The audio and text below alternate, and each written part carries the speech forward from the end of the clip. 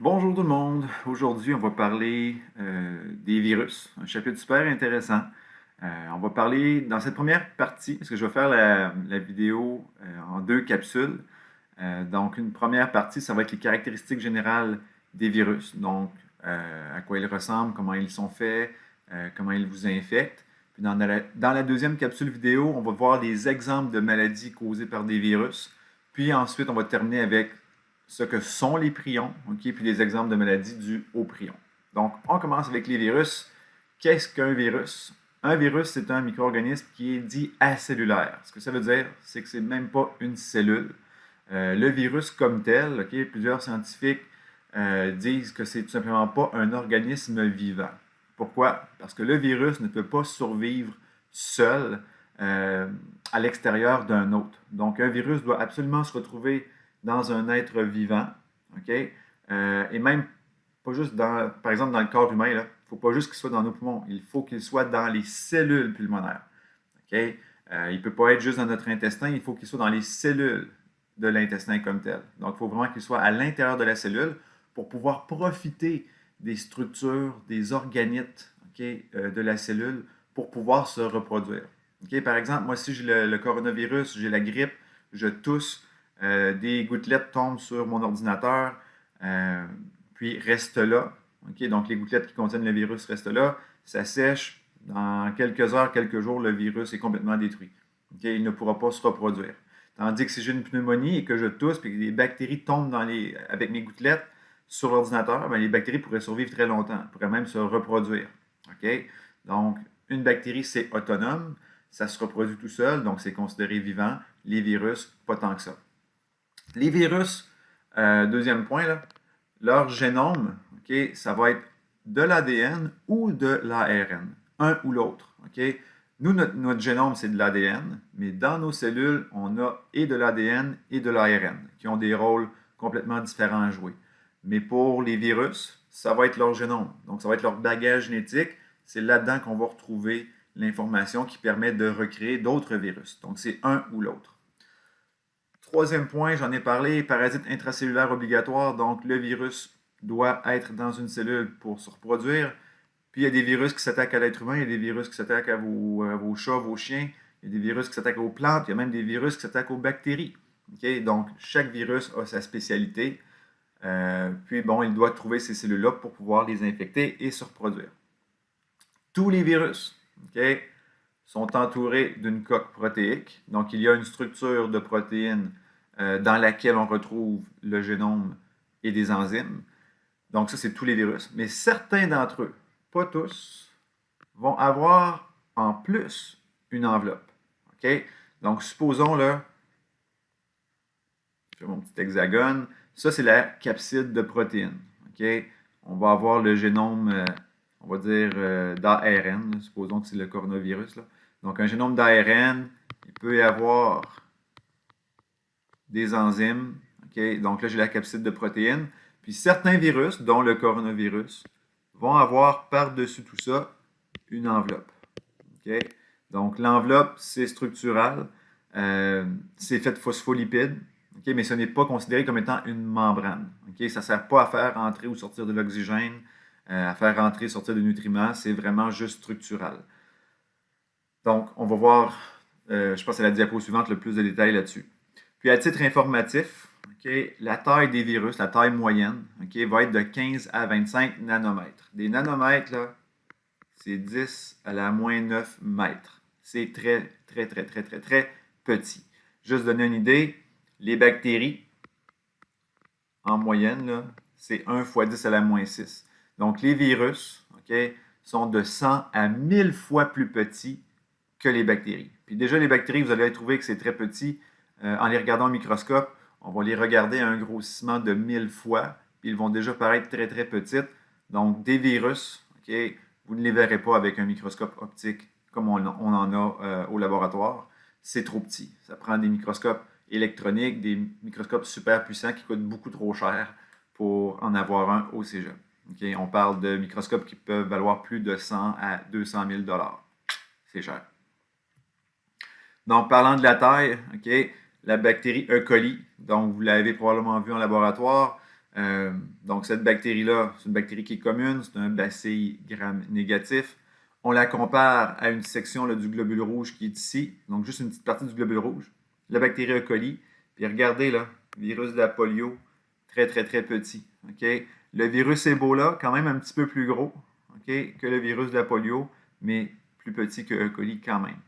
Donc, généralement, les virus, pas généralement, pratiquement tout le temps, là, les virus sont plus petits que les bactéries. Okay? Puis des fois, c'est 1000 fois plus petit. Donc, ce sont des micro-organismes quand même qui peuvent causer de sérieux dommages. Donc, ce n'est pas parce qu'ils sont petits qu'ils ne causent pas de dommages. Moi, j'aimerais par exemple, je préférerais être infecté ou colonisé par E. coli. Souvent, de toute façon, on en a dans notre gros intestin, qu'être infecté par ce mini-virus-là qui cause la polio, qui pourrait causer ou qui aurait pu causer dans mon développement, si j'avais attrapé ça quand j'étais jeune, là, des malformations des jambes, des problèmes au niveau du système nerveux, des problèmes respiratoires aussi. Donc, il est petit, mais il cause de gros dommages. Je vais juste vous donner d'autres informations, là. Les bactériophages, on va en parler dans la deuxième capsule. Ce sont des virus qui s'attaquent spécifiquement aux bactéries. Le tableau qui est là, on va comparer. Moi, ce que je souhaite surtout, c'est qu'on compare les bactéries typiques avec les virus. Donc, pour les besoins de l'étude, de l'examen, on va laisser tomber ça ici. C'est sûr que les rickettsia, les chlamydia, on en a parlé pendant le chapitre sur les bactéries, mais je veux qu'on se concentre surtout de la comparaison virus-bactéries typiques.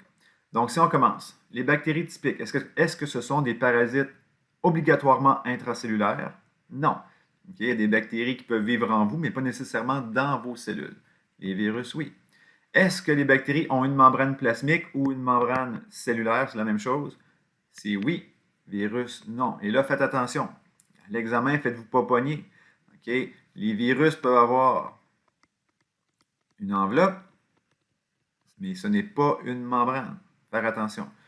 Scissiparité, c'est le mode de reproduction des bactéries. Donc oui, les virus, non. Celui-là, pas grave. Est-ce que les bactéries ont de l'ADN et de l'ARN? Oui.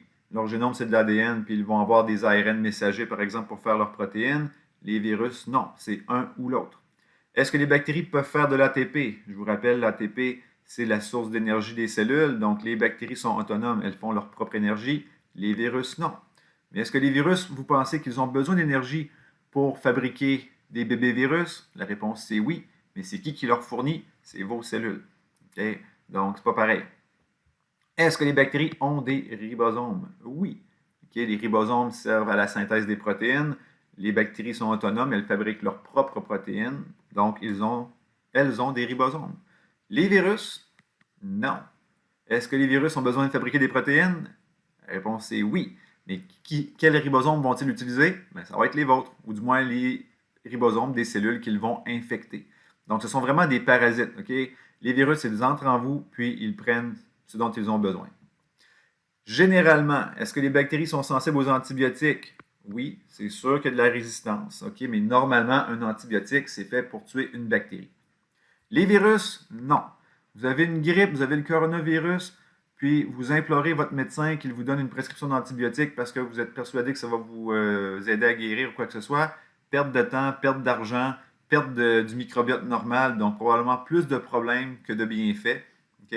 Donc, des antibiotiques pour un virus, ça ne sert absolument à rien. Le dernier point, c'est particulier et c'est intéressant, là, sensible à l'interféron.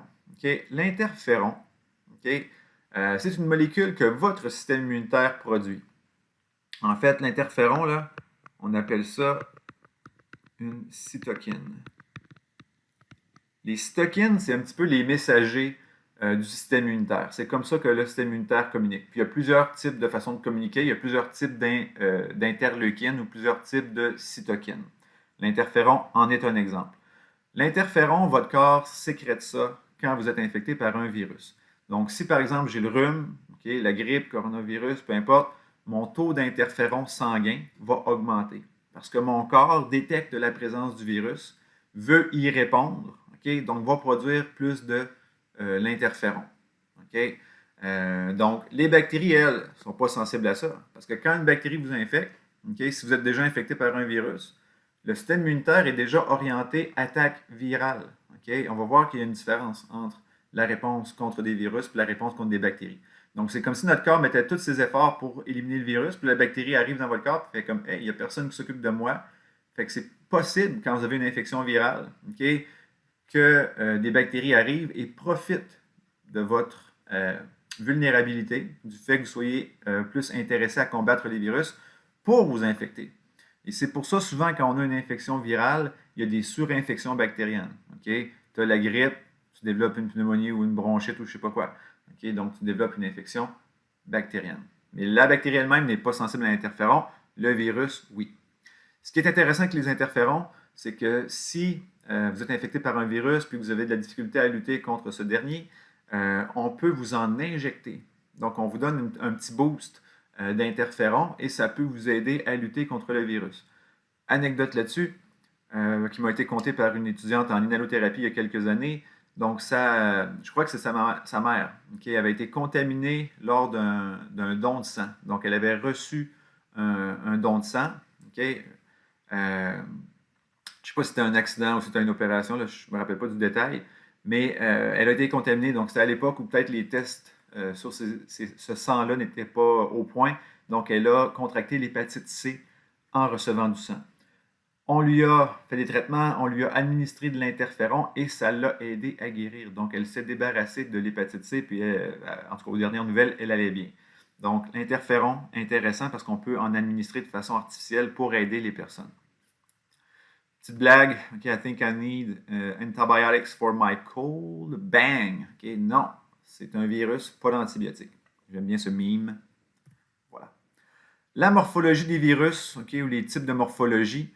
On va avoir des virus polyédriques sans enveloppe.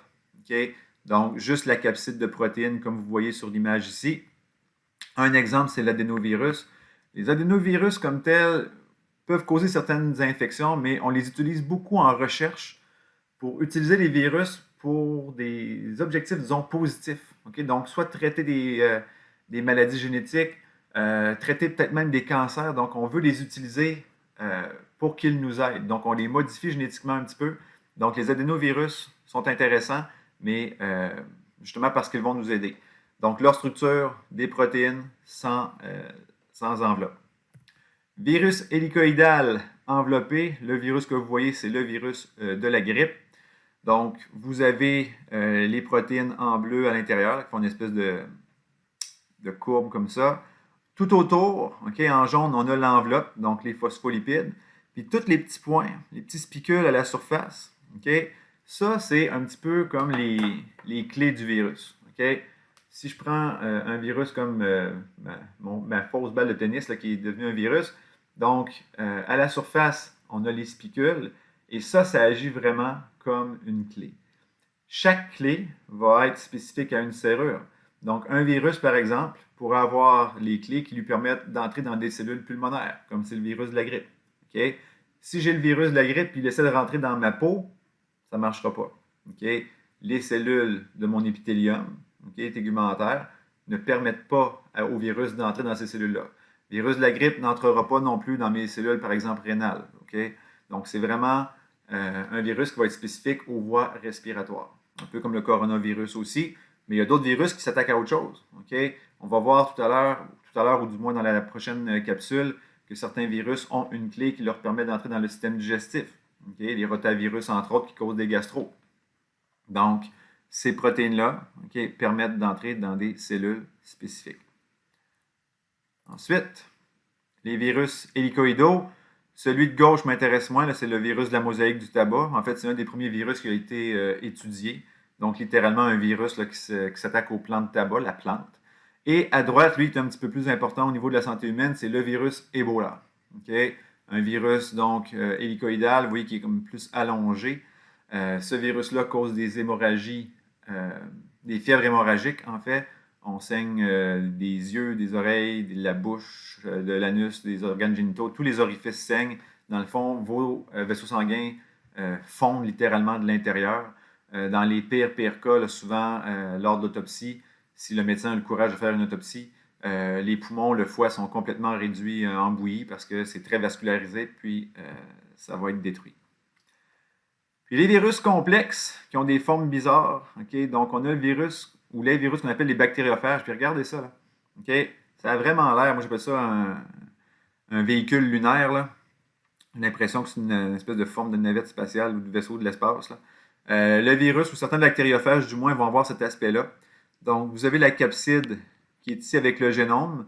Et là, on voit, OK, j'ai 3 bactériophages ici qui se sont, on va dire, posés sur une bactérie. Et ce qu'ils font, c'est qu'ils injectent leur génome dans la bactérie, donc comme une seringue. OK? Donc, toute cette structure-là, les protéines virales, restent à l'extérieur de la bactérie.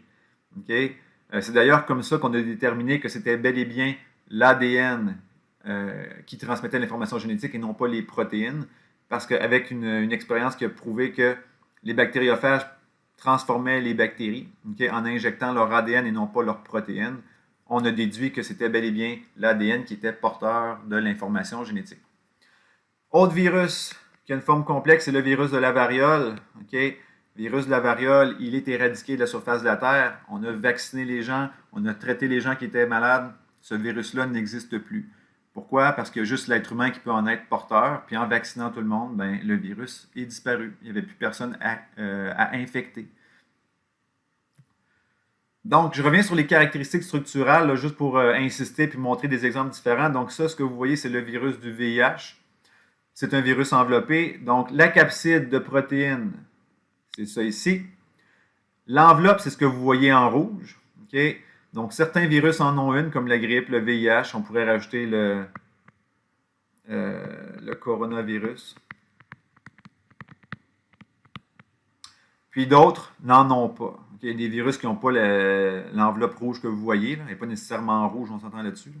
Donc, les rotavirus sont des virus non enveloppés. Un avantage, je vais faire une petite parenthèse, là, pour le traitement des virus enveloppés, ils sont plus fragiles dans l'environnement. Okay? Donc, si je tousse puis j'ai la grippe ou le coronavirus, avec des produits nettoyants, souvent, ça va être facile de les détruire. Ces virus-là vont moins bien survivre dans l'eau, okay? Donc dans une piscine, dans un lac, dans une rivière. Tandis que les virus... Ah oui, puis aussi, les virus enveloppés, quand on se met du Purell sur les doigts, là, donc la solution d'alcool, l'alcool souvent va altérer la membrane, et si la membrane est détruite, le virus ne pourra pas vous infecter. Donc ça, c'est un avantage pour nous, dans le fond, c'est qu'ils sont plus faciles à détruire, plus fragiles. Les rotavirus ou autres virus qui n'ont pas d'enveloppe, eux peuvent survivre plus longtemps dans l'eau, peuvent survivre plus longtemps dans l'environnement, donc puis ils vont être plus résistants, par exemple, encore une fois, à un traitement des mains, par exemple, au Purell. Donc, quand vous avez je sais pas moi, de la gastro dans la maison, chez vous, lavez-vous les mains, eau et savon, ça va être plus efficace que vous mettre du Purell. Tandis que si quelqu'un a la grippe, coronavirus, c'est toujours l'idéal de se laver les mains avec du savon et de l'eau, mais le Purell pourrait faire la job pour dépanner. Les génomes viraux, sans vouloir aller trop dans les détails, excusez, ma parenthèse n'est pas super belle, là. Les virus, ça va être différent. Okay? Certains vont avoir de l'ARN. Quand vous voyez DB, ça veut dire double brin. Donc de l'ADN, de l'ARN, pardon, un peu qui ressemble à de l'ADN, avec les A, les T, les G, les C. Quoique de l'ARN, on remplace le T par un U. Donc, ARN double brin, ARN simple brin, ADN double brin, ça c'est de l'ADN, disons, commun, comme dans notre génome à nous, c'est de l'ADN double brin. Okay? Puis il y a même de l'ADN simple brin. Donc les virus ont une très grande diversité de génomes, mais quand ils vous infectent, ils vont toujours devoir transformer leur génome en ADN double brin si ce n'est pas déjà le cas, parce que nous, on travaille à partir de ça dans nos cellules. Certains virus vont avoir des enzymes, okay? Donc vous voyez les petites billes noires, okay? Donc des enzymes spécifiques aux virus pour les aider à se reproduire, les aider à convertir leur génome quand ils entrent dans vos cellules, etc. Donc, chaque virus a ses particularités. Aussi, là, je ne l'ai pas écrit là-dessus, mais on peut avoir des, je vais l'écrire là, des protéines de surface. Voyons. Comme ça ici. Okay? Les fameuses clés, là. Donc, pour le VIH, cette clé-là, c'est une protéine qu'on appelle GP120. Okay? Et cette clé-là, okay, si je reprends mon petit virus, là, donc la clé qui est ici, elle va reconnaître une serrure qui est présente sur les cellules T CD4. Donc, par exemple, si j'ai la cellule ici, j'ai le virus qui est là. Donc, le virus a sa protéine GP120. Nous, on a une protéine qui s'appelle CD4.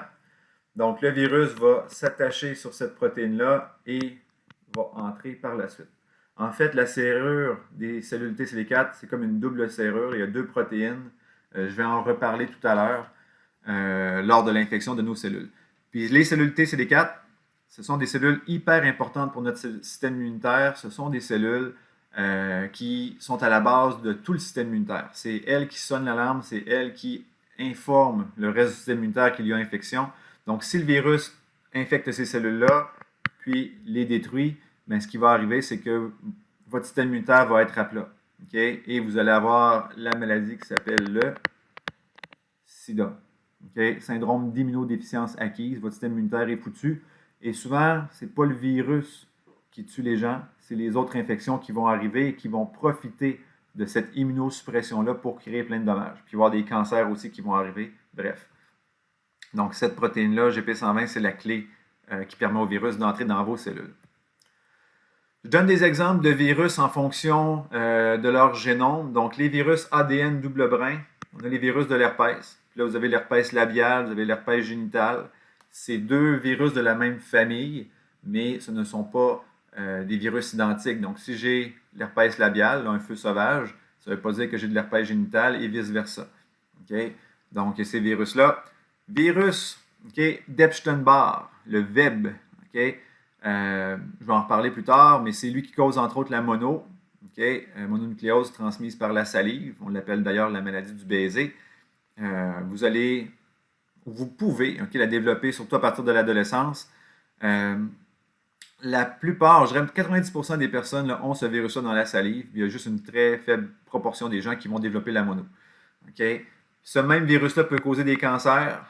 Ça, c'est triste, mais ça ne veut pas dire que si vous avez eu la mono, vous avez plus de chances d'avoir le cancer. Comme j'ai dit, la plupart des gens ont ce virus-là dans la salive et tout le monde a le potentiel.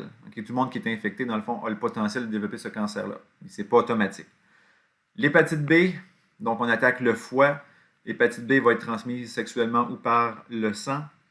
Cancer du col, le VPH. VPH, on en parle souvent justement comme étant la cause du cancer du col, mais sachez qu'il va aussi causer le cancer de la gorge et de l'anus chez la fille et cancer du pénis, gorge et anus chez le gars. Donc faites le lien avec tout ça si vous voulez, mais le VPH, c'est un virus qui cause ou qui peut causer des cancers. C'est pour ça qu'on fait de la vaccination chez les enfants de 4e année, donc généralement avant les premières relations sexuelles, donc pour les protéger. Virus de la varicelle, moi j'ai eu la varicelle, la picote, c'est pas nécessairement la fin du monde, quoique ça peut être grave. Il y a des enfants qui vont mourir de la varicelle. Puis si mes parents avaient su ça à l'époque, ils ne m'auraient peut-être pas envoyé jouer avec le petit voisin pour que je l'attrape volontairement. La varicelle, donc j'ai eu la varicelle, je pense que j'étais peut-être au primaire, en 4e ou 5e année. Puis le virus est encore présent en moi. Il est caché dans mes ganglions spinaux, dans mon système nerveux, puis éventuellement, il va peut-être se réactiver, je ne le souhaite pas, puis il pourrait causer le zona. C'est le même virus qui se réactive plus tard. Virus ADN simple brin, un exemple, la 5e maladie, qui est une maladie infantile. Pourquoi on l'appelait la 5e maladie? Justement, c'est parce que c'était une des 5 maladies qu'on voit les plus souvent chez les enfants. Vous pouvez aller voir l'information supplémentaire là, sur le lien qui est là. Je peux vous le montrer rapidement.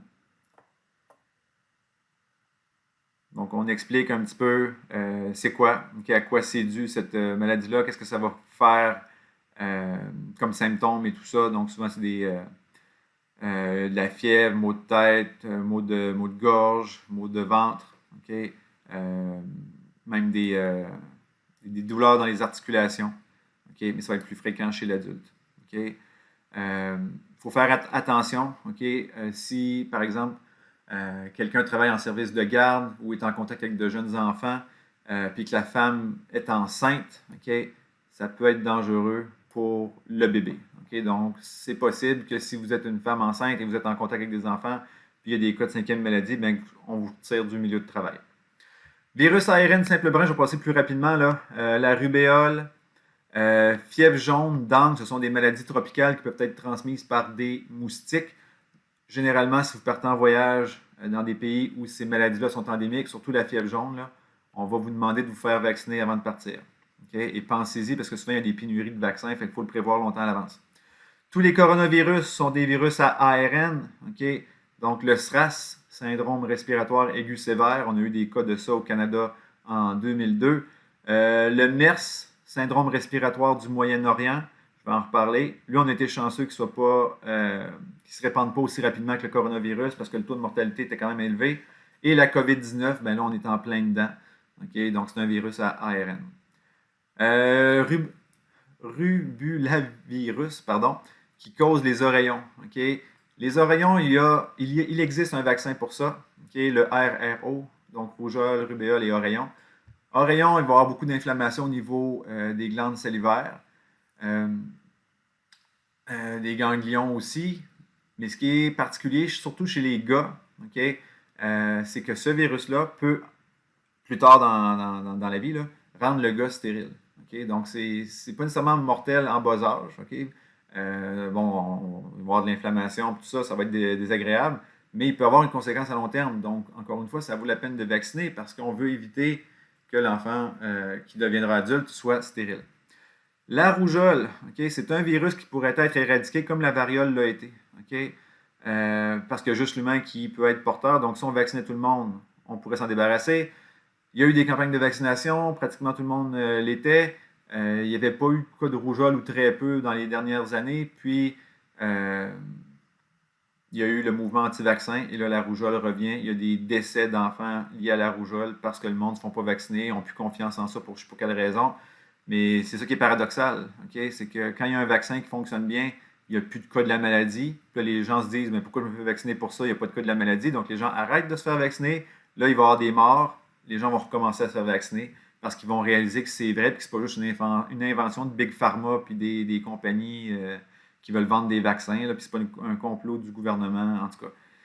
Bref, okay, je me choquerai plus tard dans le chapitre sur les vaccins. Là, mais la rougeole, ça serait un virus qu'on pourrait éradiquer. Le VRS, virus respiratoire syncytial qui cause des bronchiolites, troubles respiratoires chez l'enfant. Mes 2 enfants ont eu ça. Les 2 enfants ont été hospitalisés, mais ils vont bien maintenant. La grippe est un virus à ARN aussi. Et virus ARN double brin, bien là, on a le VIH. Okay?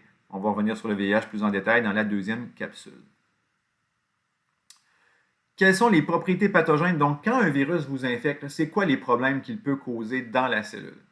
Première chose, il peut arrêter la mitose. La mitose, j'espère que vous vous rappelez ce que c'est la division de vos cellules. Donc, quand vos cellules se divisent, bien, elles ont besoin de ressources, elles ont besoin d'énergie, elles ont besoin de protéines. Okay? Elles doivent doubler leur génome, donc ça prend de l'énergie, ça prend plein de choses. Okay? Le virus, lui, ce qu'il veut, c'est prendre le contrôle de votre cellule et que les ressources soient utilisées pour lui. Donc, il va bloquer ou il peut bloquer la mitose.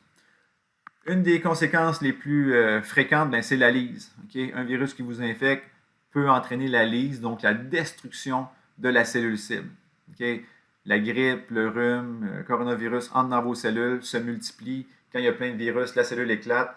Elle libère à ce moment-là des milliers, des centaines de milliers de virus qui vont l'infecter, des centaines de milliers d'autres cellules. Okay? Donc, il faut que notre système immunitaire les contre, okay, pour éviter justement cette propagation-là. L'autre, la fusion des cellules infectées, ça, c'est certains virus qui le font. Ce sont les virus syncytiales comme le VRS. Okay? Regardez ce qui se passe. VRS, donc, c'est un virus qui s'attaque aux voies respiratoires. C'est un virus qui est présent dans la salive. Donc, par exemple, vous parlez, postillon, gouttelette, aérosol, ça rentre dans les voies respiratoires de quelqu'un. Là, supposons que j'ai les 5 cellules d'une même région au niveau des poumons, par exemple, ou des bronches, ou peu importe. Le virus entre dans une cellule et ce que ça va faire, okay, c'est qu'il va y avoir sécrétion ou expression de protéines virales à la surface et ça va provoquer la fusion de ces cellules-là. Et c'est ça qu'on appelle le syncytium. Okay? Donc, un syncytium, c'est un regroupement de cellules qui en deviennent une grosse. Mais quand on devient une grosse cellule comme ça, okay, les échanges d'oxygène, par exemple l'oxygène qui devrait rentrer dans les poumons, le CO2 qui devrait en sortir, bien là, le rapport surface-volume de la cellule n'est plus le même et il n'est plus efficace pour permettre ces échanges-là. Donc, qu'est-ce qui va arriver? Okay? le CO2 est moins bien évacué, puis le taux d'oxygène, la concentration d'oxygène dans le sang du patient va diminuer. Normalement, la saturation en oxygène dans le sang, surtout d'un jeune enfant, c'est supposé être 99-100%. C'est supposé être pratiquement parfait. Mais quand l'enfant a une bronchiolite puis qu'il y a des syncytiums qui se forment, bien là, ça descend. Nous, quand on est allé à l'hôpital avec notre plus vieux, à sa bronchiolite, il y avait juste 5 ou 6 semaines. On arrive à l'hôpital, puis on a pris sa saturation, puis il était en bas de 90%. 90%, vous pourriez vous dire, hey, wow, dans un examen 90, je serais super content, mais au niveau de la saturation sanguine chez un enfant, c'est pas super bon, c'est inquiétant. Dès qu'ils ont fait ça, au triage, ils ont pris son oxygénation là, avec la petite pince qu'on place au bout du doigt. En fait, je ne sais pas si c'était. Oui, je pense que c'était comme ça. Ben c'est ça. Dès qu'ils ont vu ça, ils l'ont envoyé dans une chambre tout de suite. Ça n'a pas pris de temps qu'on a vu un médecin parce que c'était inquiétant. Toute évidence, on a pris soin de lui. Oxygénation, bronchodilatateur, corticostéroïdes pour éviter de l'inflammation dans les poumons. Puis, 10 jours plus tard, on sortait de l'hôpital soulagé, puis tout allait bien. Ensuite, changement physiologique et métabolique. Donc, les virus peuvent provoquer un arrêt de la production de certaines hormones, par exemple. Certains virus, ça c'est vraiment plate. On en a parlé tantôt avec le VPH, puis avec le virus Epstein-Barr. Ils peuvent soit contenir un oncogène ou soit provoquer le développement d'un cancer en déréglant, par exemple, la mitose. Donc, un oncogène, c'est un gène qui amène ou qui transforme la cellule de façon à ce qu'elle devienne cancéreuse. Donc, certains virus font ça. Aussi, une conséquence de l'infection d'un virus, mais celle-là, elle est positive pour nous, c'est qu'on commence à sécréter de l'interféron. J'en ai parlé tantôt. Donc, dans ce cas-ci, l'interféron gamma. Puis, notre système immunitaire s'active pour lutter contre ce virus-là. Donc, ça, c'est le résultat de l'infection. Mais c'est positif pour nous. Le spectre d'autres. Ça, c'est important. J'en ai glissé un mot à quelques reprises, mais je vais l'expliquer plus en détail. Puis, je vais vous montrer une petite vidéo aussi. Quand je parlais du principe de la clé dans la serrure, chaque virus peut infecter certains êtres vivants particuliers, puis même parfois certaines cellules particulières dans cet hôte-là. Il y a des virus qui ont un spectre d'hôtes étroit. Ce que ça veut dire, c'est qu'ils peuvent infecter souvent seulement une espèce. Par exemple, le virus de la polio, le virus de la variole, le virus de la rougeole sont des virus qui s'attaquent uniquement à l'être humain. Donc, on peut, techniquement, si on vaccine tout le monde et qu'on traite tout le monde qui est infecté, éliminer ces virus-là de la surface de la Terre. Donc, on pourrait éliminer... En fait, on a éliminé la variole. On est en train d'éradiquer la polio. D'ailleurs, la semaine dernière, à peu près à la mi-août, dans les journaux, on annonçait qu'un des 3 derniers pays au monde où il y avait encore de la polio, on l'a éliminé. Ce pays-là, c'était le Nigeria en Afrique. Donc, avec des campagnes de vaccination massive, ça a fonctionné. Depuis 4 ans, il n'y a eu aucun cas répertorié de polio dans ce pays-là. Donc, l'OMS a maintenant déclaré le Nigeria exempt de virus polio. Il reste maintenant juste 2 pays où il y a encore de la polio, Afghanistan et Pakistan. Pourquoi c'est difficile? Les gens dans ces pays-là, pour diverses raisons, n'ont pas confiance aux médecins, aux infirmières qui font des campagnes de vaccination. Il y a des talibans qui ont assassiné des groupes genre de la Croix-Rouge qui faisaient de la vaccination. Donc, ça te refroidit un petit peu. Donc, c'est malheureux parce que c'est leur population qui souffre par la suite. C'est leurs enfants qui ont des malformations, qui meurent à cause de ça. Donc, c'est triste. Faut quand même, là, si je dis qu'il reste juste 2 pays dans le monde où il y a encore de la polio, il faut quand même se faire vacciner parce qu'on ne sait pas si, justement, quelqu'un voyage, revient de l'étranger, a été en contact avec quelqu'un qui avait la polio puis pourrait vous la transmettre. Donc, on se protège encore. On ne prend pas de chance. D'autres virus, là, je parlais de virus avec un spectre d'hôtes étroit. D'autres ont un spectre d'hôtes large. Par exemple, l'exemple le plus marquant, on va dire, là, c'est le virus de la rage. Le virus de la rage peut s'en prendre pratiquement à tous les mammifères. Donc, l'humain, le chat, le chien, le renard, la chauve-souris, le raton laveur, les rats. Donc, il peut attaquer tous ces êtres vivants-là. Donc, est-ce qu'on pourrait éradiquer la rage de la surface de la Terre? Ça serait compliqué en tabarouette de vacciner tous les mammifères. C'est pratiquement impossible. Donc, ce qu'on va faire, c'est vacciner, par exemple, nos animaux de compagnie. Nous, c'est rare qu'on est vacciné contre la rage, l'être humain, parce que c'est quand même très rare que quelqu'un va le contracter. Mais si on attrape la rage, ben, il y a des façons de se faire soigner. Okay? On va vous administrer rapidement le vaccin, parce que le virus prend du temps à se développer, donc en administrant le vaccin, on pourrait se développer une réponse immunitaire. Et on peut aussi vous administrer des anticorps qui ont été formés ailleurs par un autre être humain ou en laboratoire et qui, eux, vont bloquer le virus avant qu'il cause la rage. Mais la rage, c'est un spectre d'autres large. La grippe, ça pourrait être le même principe. Okay? Il y a la grippe porcine, donc la grippe qui arrive du porc, du cochon, la grippe aviaire qui arrive des oiseaux, de la volaille, des canards, des poules, etc. Donc, puis l'être humain peut être affecté par la grippe aussi. Donc, la grippe, ça peut faire le tour de plusieurs espèces différentes. Donc, c'est un spectre qui est assez large. Donc, les étapes. Okay? Puis on l'a vu un petit peu dans la vidéo, justement. Quelles sont les étapes de la réplication, de la multiplication d'un virus humain ou animal à ADN? Donc, quand le virus a un génome à ADN, ce sont les principales étapes qui sont là. Parce que dans quelques instants, on va voir la même chose, mais pour les virus à ARN. Okay? Donc, pas pareil. Je commence par ADN. Première chose, okay, le virus doit s'attacher. Donc, le virus doit reconnaître sa cellule cible. Donc, cellule pulmonaire pour le virus de la grippe, par exemple, cellule CD4 immunitaire pour le VIH. Donc, le virus se promène et quand il trouve la bonne cellule, il va s'y fixer. Okay? La clé dans la serrure.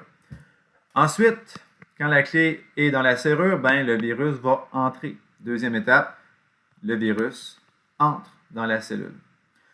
Troisième étape, et là, dans l'image que vous avez à droite, là, on a regroupé cette étape-là en plusieurs sous-étapes, mais retenez que c'est de la biosynthèse. Donc, dans ce cas-ci, qu'est-ce qu'on fait? Bien, on fabrique des copies du génome, on fabrique des protéines, donc on fabrique les morceaux qui permettent au virus d'être construit.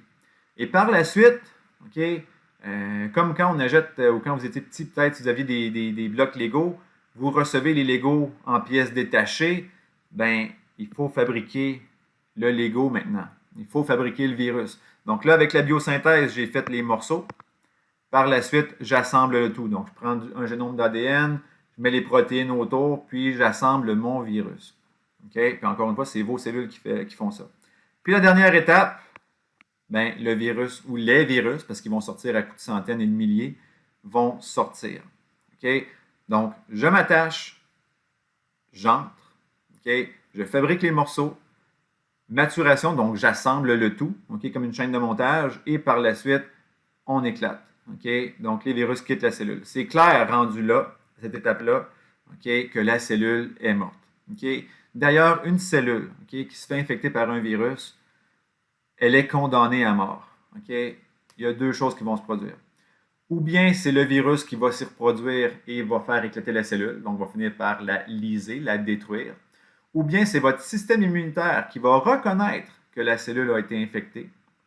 Et ce qu'il va faire, okay, c'est qu'il va préférer la tuer, la détruire, okay, plutôt que de la laisser en vie et qu'elle n'ait le temps de produire d'autres bébés virus. Okay? Donc, c'est comme si vous saviez là, que, je ne sais pas moi, vous êtes en guerre avec un pays quelconque, puis dans ce pays-là, ils ont une usine qui sert à fabriquer plein d'armes et que ces armes-là vont finir éventuellement par vous attaquer. Bien, vous êtes mieux de détruire l'usine, okay, plutôt que d'essayer de détruire toutes les petites armes qui vont en sortir. Okay? Donc, c'est préférable pour votre corps de détruire la cellule, okay, même si elle est à vous, même si c'est une cellule humaine, parce qu'elle est infectée, parce que son sort est scellé de toute façon. Okay? Donc, c'est préférable de la tuer vous-même avec votre système immunitaire, donc il n'y aura pas de bébé virus de produit, plutôt que de la laisser vivre okay, pendant quelques jours, puis éventuellement, elle va juste causer plus de troubles parce qu'elle va mourir de toute façon et elle va libérer des virus. Donc, ça, c'est la démarche pour un virus à ADN. Pour le virus à ARN, on va rajouter une demi-étape, okay, pour garder ça simple. Première chose, c'est la même étape. Okay? Je peux les réécrire ici. Là. La première étape, on s'attache. Okay? Donc, le virus reconnaît la cellule. Donc, dans ce processus, c'est la protéine GP120, on le voit, avec la protéine CD4, puis même il y aurait une autre protéine. Ah, ils l'ont mis. Okay? La protéine CCR5. Okay? Puis regardez, là, le virus s'attache aux deux. Okay? Puis, petite anecdote, j'en glisse un mot, là, mais génétiquement, il y a des gens qui n'expriment pas cette protéine-là. okay, la CCR5, parce qu'elle n'existe pas dans leur génome ou elle est mutée, et ces personnes-là sont immunes contre le VIH. Fin de l'anecdote. Bref, première chose, on s'attache. Deuxième, est-ce que vous en rappelez, j'espère, pénétration où on entre. Okay? Donc, le virus entre dans la cellule. Quand il entre, okay, c'est là où il va y avoir, je dirais, la demi-étape. Okay? C'est que, on va l'appeler 2.5. Donc, c'est le génome à ARN. Donc, on se rappelle que c'est un génome à ARN, celui du VIH. Il va être converti en ADN. Okay? Donc, le génome viral, okay, qui est de l'ARN, est transformé en ADN. Et là, quand il est en ADN, ben, il peut être inséré dans notre ADN à nous. Et c'est là que notre cellule n'y voit que du feu. Okay? Et à ce moment-là, va commencer à produire des protéines virales puis des génomes viraux sans qu'on s'en rende compte. Okay? Donc, ça, c'est l'étape supplémentaire pour un virus à ARN. Il doit convertir son génome d'ARN en ADN. La troisième, donc une fois que le génome est converti, ben là, c'est la biosynthèse. Donc, on fabrique les morceaux. Okay? Donc, le virus va faire des génomes, on va faire des protéines, on va faire plein de trucs. Ensuite, quatrième, c'est la même chose. Donc, c'est l'assemblage ou la maturation. Donc, on rassemble le tout. Et la cinquième, okay, je vais écrire sortie là. Okay, donc, ou libération du virus. Donc, le virus est presque formé. Il sort de la cellule. Qu'est-ce qui arrive à ma cellule? Ben, elle est détruite. Okay? Dans le cas du VIH, si cette cellule-là meurt, la cellule T CD4, ben, votre système immunitaire est foutu. Puis, ça va être beaucoup plus compliqué pour vous maintenant de combattre des infections. Voilà. Donc, ça termine la première partie sur les virus. Dans la seconde capsule vidéo, on va discuter des principales infections, okay? Donc les virus eux-mêmes. Puis on va terminer avec les prions par la suite. Donc, je vous invite à regarder la prochaine vidéo quand vous aurez un petit peu de temps. Bonne journée.